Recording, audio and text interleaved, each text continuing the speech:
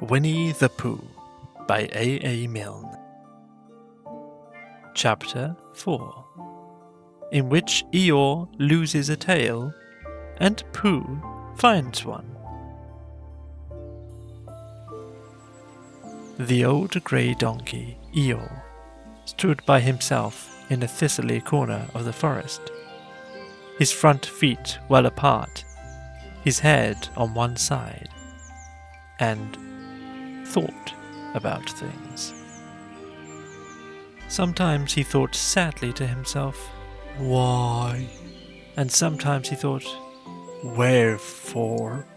And sometimes he thought, "Inasmuch as which?" And sometimes he didn't quite know what he was thinking about. So when Winnie-the-Pooh came stumping along, Eeyore was very glad to be able to stop thinking for a little, in order to say, "How do you do?" in a gloomy manner to him. "And how are you?" said Winnie-the-Pooh. Eeyore shook his head from side to side. "Not very how," he said. "I don't seem to have felt at all how for a long time." "Dear, dear," said Pooh. "I'm sorry about that. Let's have a look at you." So Eeyore stood there, gazing sadly at the ground, and Winnie-the-Pooh walked all around him once. "Why, what's happened to your tail?" he said in surprise. "What has happened to it?" said Eeyore. "It isn't there." "Are you sure?" "Well, either a tail is there, or it isn't there. You can't make a mistake about it, and yours isn't there." "Then what is?" "Nothing." "Oh, let's have a look," said Eeyore. And he turned slowly round to the place where his tail had been a little while ago. And then, finding that he couldn't catch it up, he turned round the other way until he came back to where he was at first. And then he put his head down and looked between his front legs, and at last he said with a long, sad sigh, "I believe you're right." "Of course I'm right," said Pooh. "That accounts for a good deal," said Eeyore gloomily. "It explains everything. No wonder." "You must have left it somewhere," said Winnie-the-Pooh. "Somebody must have taken it," said Eeyore. "How like them," he added after a long silence. Pooh felt that he ought to say something helpful about it, but didn't quite know what, so he decided to do something helpful instead. "Eeyore," he said solemnly, "I, Winnie-the-Pooh, will find your tail for you." "Thank you, Pooh," answered Eeyore. "You're a real friend," said he. "Not like some," he said. So Winnie-the-Pooh went off to find Eeyore's tail. It was a fine spring morning in the forest as he started out. Little soft clouds played happily in the blue sky, skipping from time to time in front of the sun, as if they had come to put it out, and then sliding away suddenly so that the next might have his turn. Through them and between them, the sun shone bravely, and a copse, which had worn its furs all the year round, seemed old and dowdy now beside the new green lace, which the beeches had put on so prettily.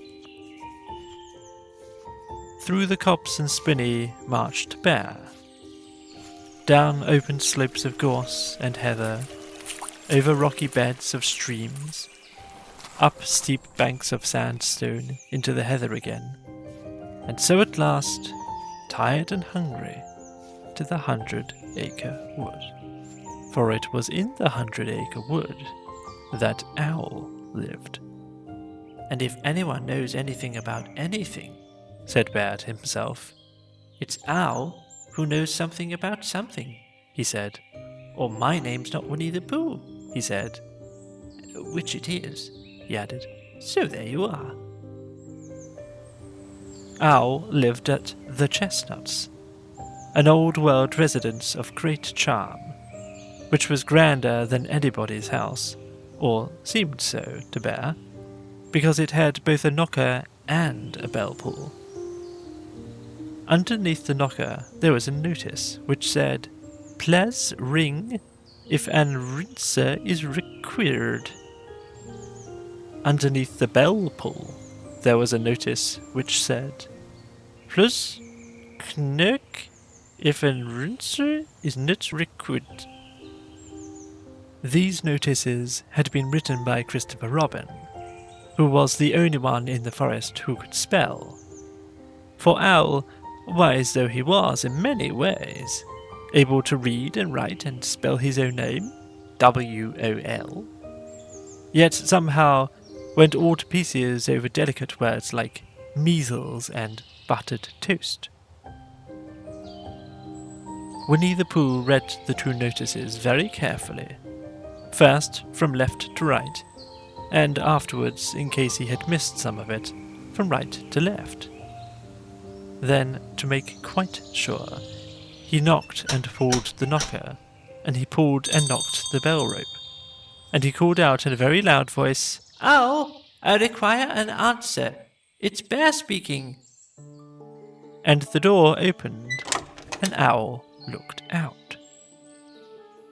"Hello, Pooh," he said. "How's things?"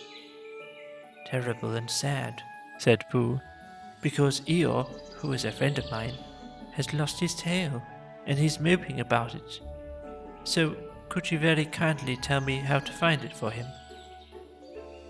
"Well," said Owl, "the customary procedure in such cases is as follows." "What does crusty money proceed cake mean?" said Pooh, "for I am a bear of very little brain, and long words bother me." "It means the thing to do." "As long as it means that, I don't mind," said Pooh humbly.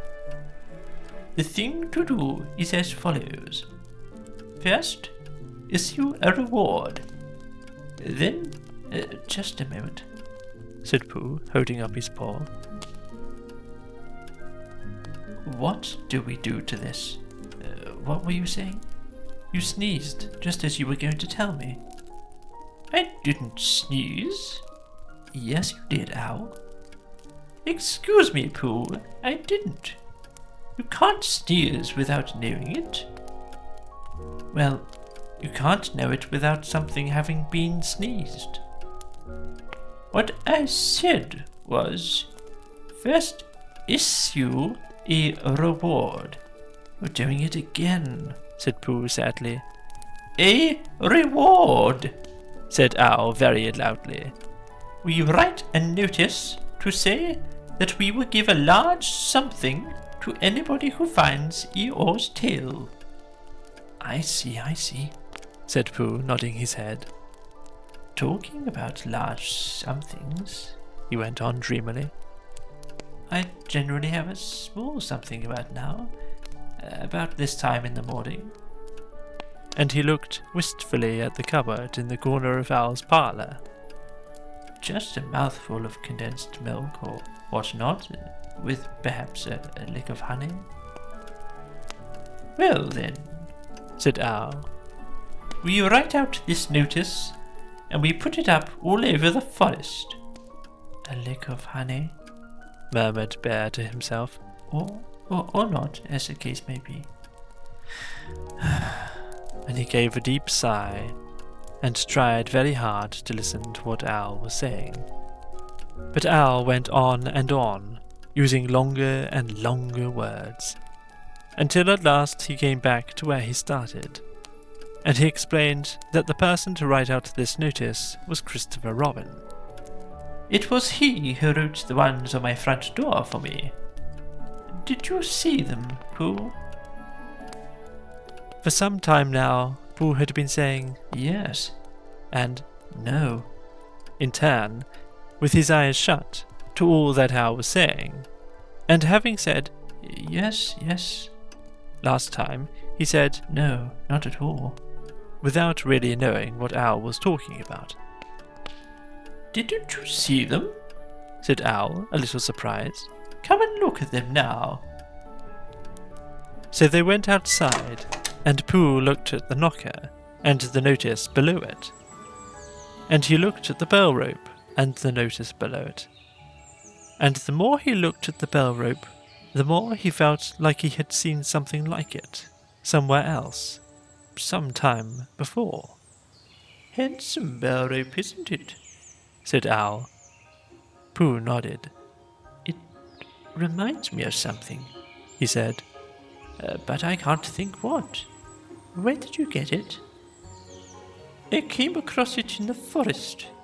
It was hanging over a bush, and I thought at first somebody lived there. So I rang it, and nothing happened. And then I rang it again very loudly, and it came off my hand. And as nobody seemed to want it, I took it home, and ow, said Pooh solemnly. You made a mistake. Somebody did want it. Who? Eeyore. My dear friend Eeyore. He was fond of it. Fond of it? Attached to it, said Winnie-the-Pooh sadly. So with these words, he unhooked it, and carried it back to Eeyore. And when Christopher Robin had nailed it on in its right place again, Eeyore frisked about the forest, waving his tail so happily that Winnie-the-Pooh came over all funny and had to hurry home for a little snack of something to sustain him. And wiping his mouth half an hour afterwards, he sang to himself proudly, Who found the tail? I, said Pooh, at 2:45. Only it was 11:15, really. I found the tail. The end.